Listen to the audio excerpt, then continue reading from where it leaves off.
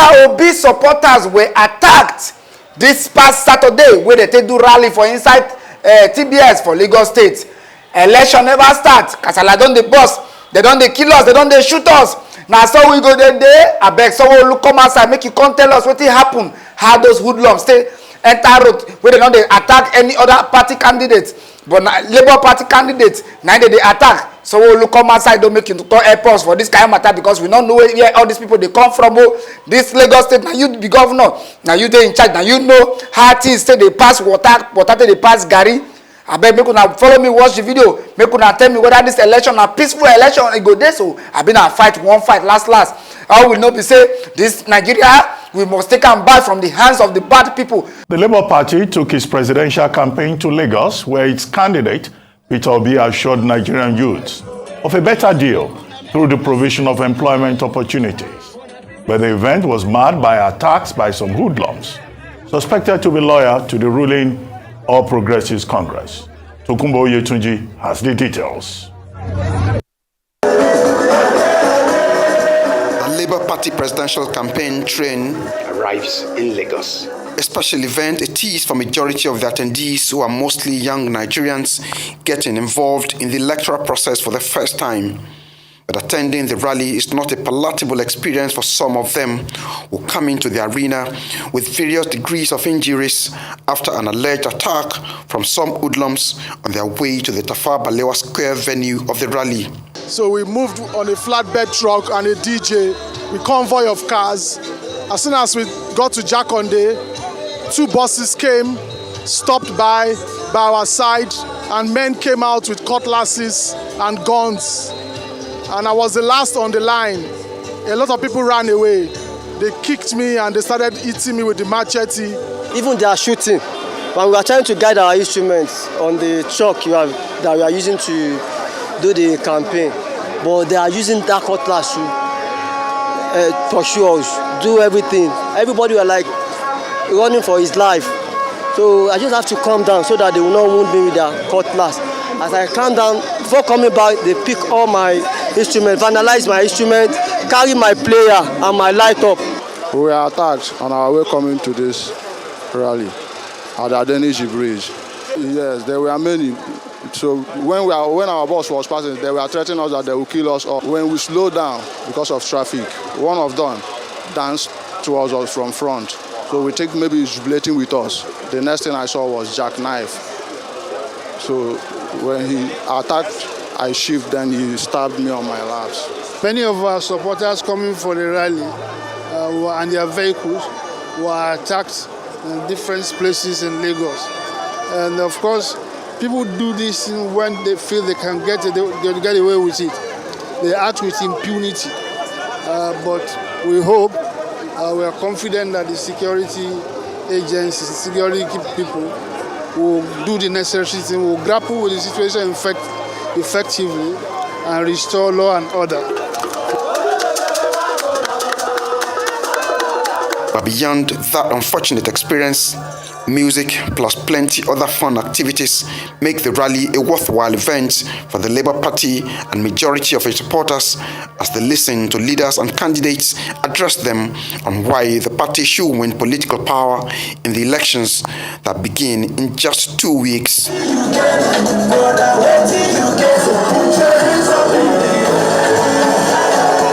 It is time for us to change the status quo in this place. Lagos does not belong to one man.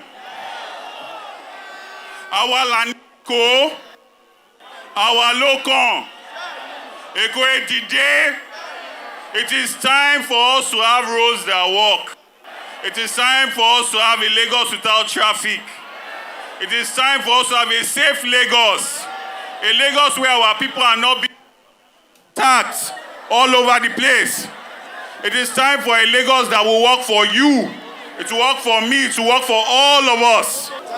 The time has come for us to say enough is enough. Our people say opportunity comes but once. This opportunity that the 2023 general election behoves on us, we must not allow it to elude us. Pikin cannot get a good education. Is that right?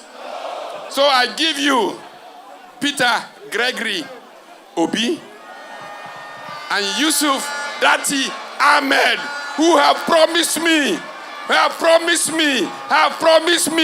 that they will give everything they've got to make sure that Nigeria will rise up again. It is the turn of Mr. Peter Obi to speak. His message is directly to the younger generation of Nigerians on why they need to seize the opportunity of the 2023 elections to start the process of correcting all the things that are wrong with the country by putting the Labour Party in control of affairs. All your country has done in the past 20 years is to produce insecurity, to produce poverty, to produce joblessness, to produce ASU strife, fuel scarcity, or one form of suffering or the other. Daddy and I are promising you that we will secure and unite Nigeria. We will secure and unite Nigeria. We will ensure that when we start, after some years, no Nigerian will say, I'm from the West, East, North, but will be proud to say, he's a Nigerian. Recent polls on the upcoming election suggest that the Labour Party presidential candidate is a front runner. That alone is exciting to Mr. Peter Obi's supporters, though they are well aware that the road to their destination is one still filled with many curves. 100%, I'm sure he's going to win. I have never voted before, but because of Mr. Peter Obi, he's going to win. I'm sure he's going to win. No doubt about that. So this is the first time that actually Nigerians are coming together to embrace a candidate that they believe has the capacity, the character, the competence, and the compassion, because that's the most important thing, communication. This guy communicates very well. Peter Obi is an idea whose time has come. No more playing. They are old, but we are taking back our country. The crowd thins out, but according to Emeka, one of the respondents here, Mr. Peter Obi is an idea whose time has come. For majority of them, they have never done this, that is, attending a political rally like this before, but they are doing it for a candidate in whom they believe so much, and they believe that come February 25th, 2023, Mr. Obi, whom they have just listened to here, will emerge the next president of the Federal Republic of Nigeria. Tokunbo Oyetunji, Arise News, Lagos. Joining us now on the show for a chat on the just concluded Lagos rally is Pastor Dayo Akon, chairperson, Labour Party, Lagos State. Mrs. Akon, thank you very much for joining us. Thank you. Well, let's start with the violence, because that's condemnable, in the extreme. Nobody should suffer undue hardship for making a choice, for supporting a particular party or candidate. What's the update on the condition of the affected persons? And has the matter been reported to the police? What is the quality of response that you have received from the security agencies? And who do you suspect is behind this attack? Thank you. Good morning, great Nigerians. Good morning, obedient family. What happened on the 11th of February is a very sad one. And it's sad in the sense that people are being hindered for performing or being a Nigerian and a Lagosian at that. Lagos is nobody's land. If you live and reside in Lagos, you are a Lagosian. And every Nigerian has the right to determine what they want, because Nigerians are tired. Nigerians are fed up of this rule of tyranny right now, and this violence, especially in Lagos State, needs to stop. Let me take you back. Immediately after our mega rally, our flag boy was almost burnt to death at Oshodi. They were stabbed Ojo last week, we had another incident where one of our members trying to paste the poster was macheted on the head. And so many other violent ways of treating people. Now, what I want to say is that the 11th of February 1 is unacceptable. This intimidation, attacks on our members has to stop. It has to stop because every Nigerian has a right to decide what they want. People are fed up, people are oppressed, people are frustrated. We see people trying, some of them even wanting to commit suicide. Some have committed suicide because we are in a country that the suffering in this country is beyond what we can even explain, inexplicable. On the 11th of February, our members were coming to the TBS for the mega rally. They were accosted at different places.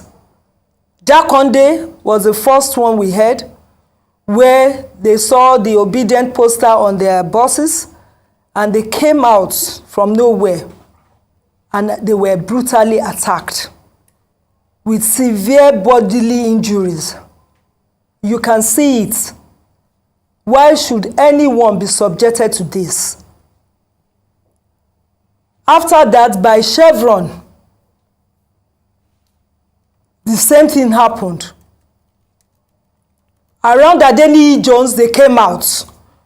There's no doubt that this bastardized act is orchestrated by opposition.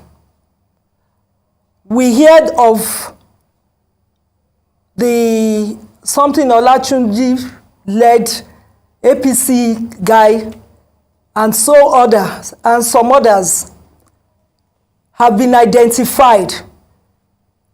But the surprising thing is that the police were there on Third Mainland Bridge when another attack happened and nothing was done. I think this is unfair when we have a government, when we have police, when we have the DSS, and so many security agents around. They knew we were having a mega rally.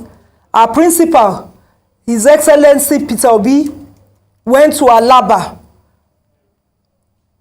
And the people that came before him from Alaba were the ones that were attacked on the Third Mainland Bridge, where they put a bus to barricade the whole Third Mainland Bridge, and we have police patrol on the Third Mainland Bridge. We are yet to hear from the police of Lagos State. We are yet to hear from the IG. We are yet to hear from His Excellency Buhari concerning this bastardized acts. All right. Okay, ma'am. So thank you for opening up with that. There are very grave accusations you've made and a few statements that are concerning, especially for many Nigerians. The first thing I'll ask before I talk about the things you've mentioned is this. The Peter Obi campaign trail has gone across Nigeria in terms of their campaign, and they've had, in terms of your assessment, and now they've come to Lagos on Saturday. Have you had similar experiences in other states? If yes or no, what is peculiar about Lagos State and the rally in Lagos State? That's one. The second part is the fact that you say that the police, you haven't heard from the police. Now, the spokesperson of the police, Mr. Ben Hundeyin, had released a statement saying that it was now with the State Criminal Investigation Department in Ilason Division that they've actually commenced investigations. He condemned the act. So in you saying that you haven't heard from the police, are you saying in terms of them speaking to the Labour Party or speaking on this matter? And final one, because in terms of the responses, have you heard anything from the governor of Lagos State? Because this happened in his state, irrespective of the party he belongs to. He is the governor of everyone in Lagos State, whether they're obedient for APC, PDP, he's governor, he's responsible for everyone. Let me start from the last one, because the chief security officer in Lagos State is Governor Sawo Olu. we were expecting Sawo Olu to come out and condemn these acts. We're yet to hear from him. There was a debate, the gubernatorial debate yesterday that they had. He wasn't there. Nothing, no response as I speak. And I think this is very unfair for the wellness of Nigerians, for the security of Lagosians. Now, Lagos, as we speak, there's no doubt, because Lagos has the highest voters, has the biggest population right now in Nigeria. And they know that a win in Lagos is victory to Labour Party. A lot of Nigerians have made up their mind. They are tired of what is going on. And we're not going to rest on our oars to make sure that Nigerians are rescued from this suffering, hopelessness that we are in right now. Let me say this. If they are so sure of themselves, for example, the ruling party in Lagos State, all forms of things have been happening, and if they are so sure that they did so well, I see no reason why they should take this step in attacking innocent Nigerians and innocent Lagosians from doing what they are supposed to do. Whether they want it or not, a change is imminent, and they cannot stop us. This movement is beyond even Peter Obi himself, because Nigerians all over the world are crying for a change, for a new Nigeria. And I tell you, a new Nigeria will be birthed come May 29, come February 25th, where we all will go out there and exercise our civic responsibility. The mega rally, irrespective, you can see what happened, irrespective of the fact that there was no fuel, no money in circulation, but the determination of the people for a change is why people went out there en masse to say no to this present government. Okay. Okay, I mean, a lot has been said, so we just want to get some things right. Yes, please. Number one, you made a very strong accusation now Yes. against a particular faction of the APC. Yes. Have you officially written that as a report to the Lagos State Police Command? We have. You mentioned, what's this particular APC faction's name? Tunji something. Tunji something. I'll get it. I don't have... Okay, Yes. but you're sure of the name? Yes, they brought it. The guys, some of the guys that were attacked, because they got, they were able to apprehend some of them. I think the one for the Ajeromi Felodu, they called me last night as the chairperson of Lagos State that some of them were arrested. Who arrested them? The police. The people actually had to tell the police. They identified two of them. Okay. And they were apprehended yesterday. But as at this morning, I can't tell you categorically if they are still there or if they've been released. What is happening in Lagos is the opposition at it. If Babatunde Sawo Olu, Babajide Sawo Olu is so sure that they are not part of it, I expect him to come out and tell Nigerians, he owes us that responsibility to secure everybody's life, to come out and tell us that they do not know about this, but that they will investigate and bring all the culprits to book by arresting them. But you said the Lagos State Police Commander started effecting arrests. You know? Yes, So that is just one. That is the only one we've heard last night. So are you going to also seek legal means to get redress? Because Oh, definitely. there are also properties damaged that your party has to pay for now. But our party has to pay because all what's the extent of damage? What's the cost of damage as we speak? The cost of damage runs into millions. Because a lot of buses were damaged, a lot of private cars were damaged. Injuries, as I speak right now, some of our members are in the hospital. We have them in different hospitals, including Lutz, because of the injury that were sustained. Well, the rally in Lagos is supposed to end the whole Mr. Peter Obi's tour of various constituencies across the country. Precisely. So what is next for the campaign? And then the major criticism that I have seen of that last lap of the campaign in Lagos is that when Mr. Obi arrived in Lagos, he first went to Alaba International Market and, to go and identify with the opinion on it that I read, which is brother traders. And this is against convention. The usual convention will have been for Mr. Peter Obi to go and see the Oba of Lagos. Because most of the other candidates, when they go to a community, they go and see the Oba of Lagos. When Atiku came to Lagos, he went to visit Oba of Lagos. When he went to Abeokuta, he went to see the Alake of Egbaland. When Asiwaju went to the north, he will first visit the traditional ruler in that particular locality. He will not go to Sabo. He will not go to Yoruba community in that state. So the major criticism is that Mr. Obi is playing the ethnic card. That going to Alaba market is like trying to mobilize the dominant Igbo community within that axis. I'm a word of local government area. What do you say to these two major issues? Let me first, well, people say what they don't know. If you've been following the trend of Obi's campaign rally, he goes to the royal fathers to pay his this thing. Obi made attempts to see the Oba of Lagos, but we were not able to see the Oba of Lagos. He went to the palace and he was turned back? No, he didn't get to the palace.